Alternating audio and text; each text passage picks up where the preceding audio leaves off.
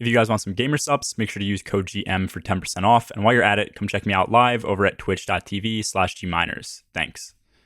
Yo, what's going on, guys? It's Gminers here. As of right now, we have 70 days left in this season, which is still a ton of time. This season obviously just came out, but this does give us around 2 months left to prep for the next day one raid. Now, for anyone who is not aware, the next day one raid is going to be another legacy raid race. This is similar to how Vault of Glass worked, where we got it during an off season and had both a contest mode clear and then a challenge clear in order to get the day one emblem. Most of the community is leaning towards King's Fall coming back out, but it could also be Wrath of the Machine. I believe Bungie themselves confirmed that we would not be getting Crota's End as a raid because, let's face it, that belongs in the Strike playlist. But I just figured I'd mention all of this because some of you guys have been asking about the next raid situation. The main reason I am making this video though is to give everybody a heads up that right around now is when you should start prepping. Most people have work, school, and other responsibilities that can make it hard to grind, so even just playing a few hours each week, starting around now, should be enough to get you raid ready if you're looking to do everything. And overall, there really isn't that much that you need to do. By far, the things that take the most amount of time is number 1, bounty farming. Even though we do only have a 10 power level gap to fill next season, having XP to level up your artifact is crucial for day 1. Imagine the difference something like Classy Restoration this season would make on day 1 if you didn't have it, all because you refused to do a few bounties here and there the previous season. Also, new from Witch Queen, the artifact bonus now does count in day 1 clears, so if you farm enough XP, you should be almost raid ready the second the next season starts. Second is getting god rolls and weapon patterns. Cataclysmic is currently the best or easiest to use linear for DPS with all the stacking going on right now, which also happens to be craftable. Thoughtless is still a great DPS option with overflow and either firing line or focus fury, and it's only a special weapon. And then Forbearance is hands down one of the best ad clear options in the entire game right now.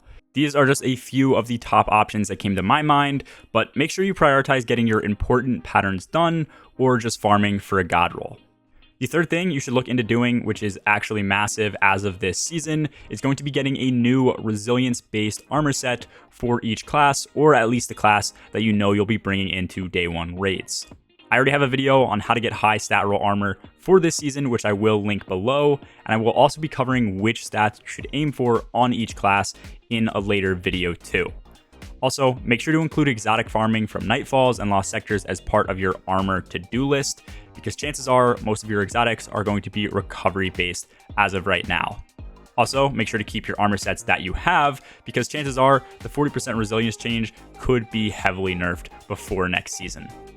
And then lastly, in my opinion, the fourth major thing you should start doing or looking into, if you haven't already, is getting each mod from A to 1.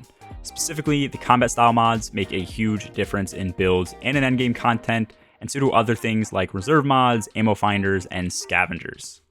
There is a long list of other things to do, like getting Taken Spec if we have King's Fall, material farming, golf ball farming, and prism farming, storing up Glimmer, creating dim builds, and much, much more.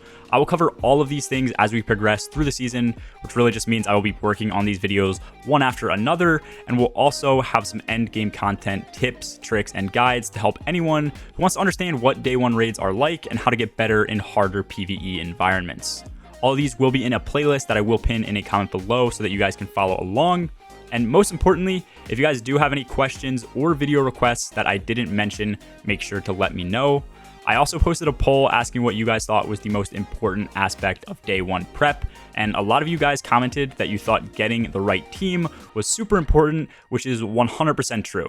So for those of you that need a team, I will be going over how I have created a few day 1 teams in the past and what all you should be looking for in a player based on how serious you want to take the raid race.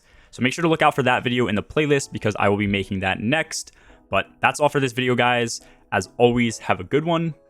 Peace.